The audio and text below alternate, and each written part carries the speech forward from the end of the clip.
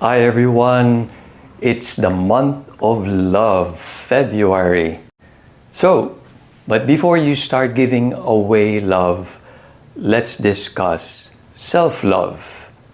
Because you can't pour from an empty cup. Say, holding a cup, walang laman, how can you give something you don't have? So self-love.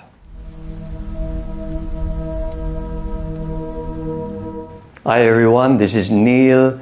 I'm a meditation and mindfulness teacher, a yoga teacher, and a breathing coach. So let's discuss, what is self-love? Is it luho? Is it pampering oneself? Is it being selfish? So to pamper oneself, that's a good idea. But let us discuss what is self-love. So self-love is you do something to yourself first so you can nourish yourself. And when we talk about nourishing ourselves, we're talking about mentally, of course, physically, and spiritually. So think of things that will nourish yourself on those three levels.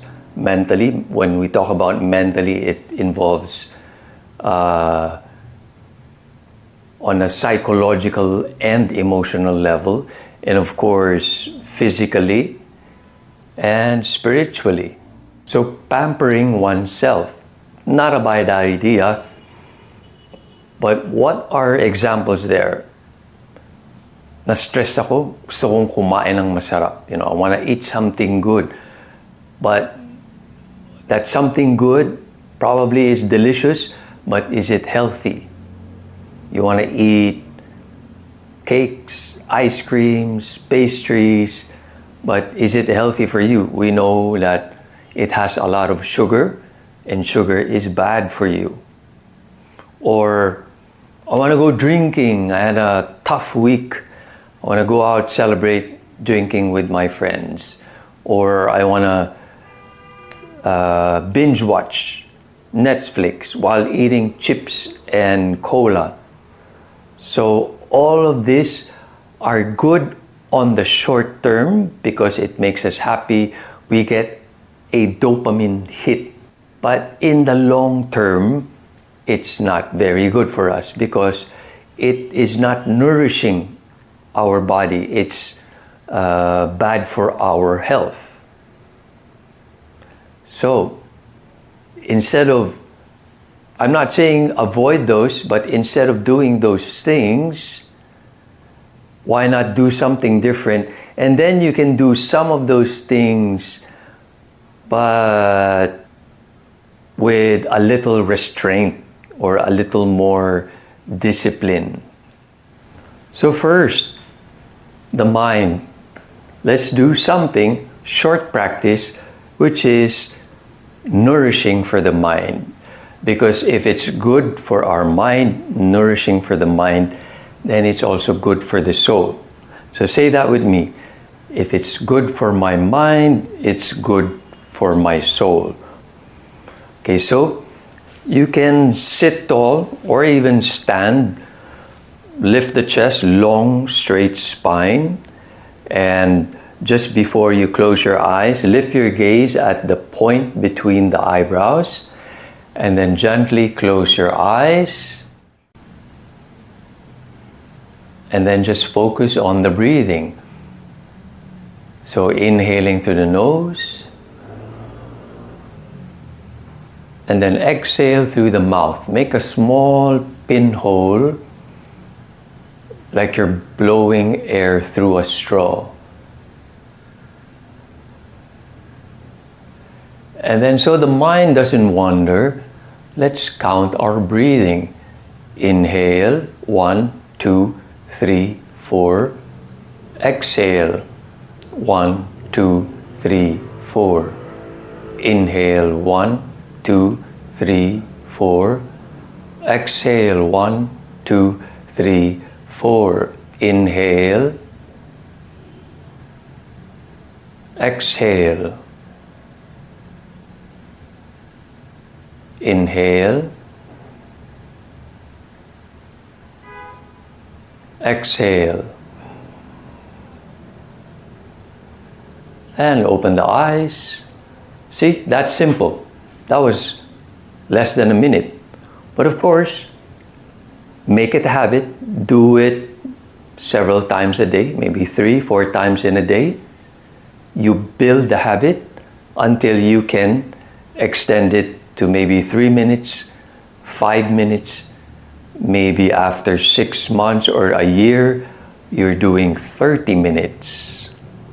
Okay, number 2, how do we nourish our bodies? Okay, physical. So again, quite simple. We just do a stretch. Okay, I know you love to go to the spa, to the salon, barber shop, get a massage. But what if you're in the office? You can't step out. You're in a series of meetings. Definitely you can do a stretch. Even the breathing meditation or breathing exercise we did earlier, you can even do that during meetings, right? Keeps your mind sharp in the present moment, helps you control your emotions. So, stretching, just stand tall or sit tall. Again, this can be done sitting on your chair. Inhale, arms up. You can interlace your fingers, release the pointing finger, or maybe just interlace the thumbs. But keep your arms straight. I see people do this. This is not arms straight. This is arms straight. If you're struggling to do this, then that's already a sign that you need to do more workouts. You need to exercise and move your body more. So arms straight, pull your arms back, chin up, chest up, tighten the core, and you're just breathing. Stretching, breathing. Look at one point, either in front or at the ceiling. Inhale, stretch up. Exhale, bend your upper body to the right. Move your hips to the left. Keep your legs straight. And inhale, come back to the center. Chest up, inhale. Exhale, upper body now to the left. Your hips to the right. Chin up, straighten legs. Press your feet firmly like you're pushing up with the feet. Inhale, come back to the center. One more round. Bend to the right. Hips moving to the left. Chin up. Really stretch like you want to touch the ceiling. This is fantastic for the spine. Inhale, come back up. Exhale, upper body to the left, hips to the right. Straighten legs, squeeze your core, breathe. Inhale, come back up. And exhale. Now we do just a mini back bend. This is really fantastic for the spine. So chest up, drop the head, yeah? Just drop the head, look back. And then slowly swing the arms backwards. Chest up, head back, arms move back. And inhale, come back to the center. And exhale. Slowly release. Fantastic. And adding to these small daily habits of self-love, what I love to do is mindfulness practices.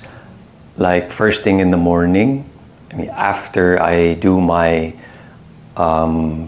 daily meditation, and then maybe I do an exercise, a yoga class, I drink a cup of coffee mindfully, really enjoying my cup of coffee, using my senses, looking at it, admiring it, smelling it, gently sipping it, tasting it, savoring it, and then thinking of being grateful for the farmers who produce the coffee, for the people who harvest them, pack the coffees, or in that simple mindfulness technique, I am even practicing gratefulness. And another thing is mindful walking. If I'm feeling stressed, I don't even have to step out of the house, but if I have time, then I do step out of the house and just do a mindful walk. You're just your body feeling all the muscles working as you're walking to remove your mind from always wandering and thinking about useless random thoughts or worrying about problems which sometimes doesn't have an immediate solution. Well, at least not yet. And another practice could be journaling. Very popular now. If you had a tough day, sit down, write down your thoughts. That's a good way to organize them because now you can see them, they're in paper. You can think of solutions, you can group them together, what challenges that you had, where you struggled. And it's a good way to release also these negative energy, negative tensions on top of the breathing and the stretching that we did earlier. Practice these small daily habits, daily positive habits that can have a huge impact in our lives. And please share, what are your daily habits? Write them on the comment below so everyone can learn from each other.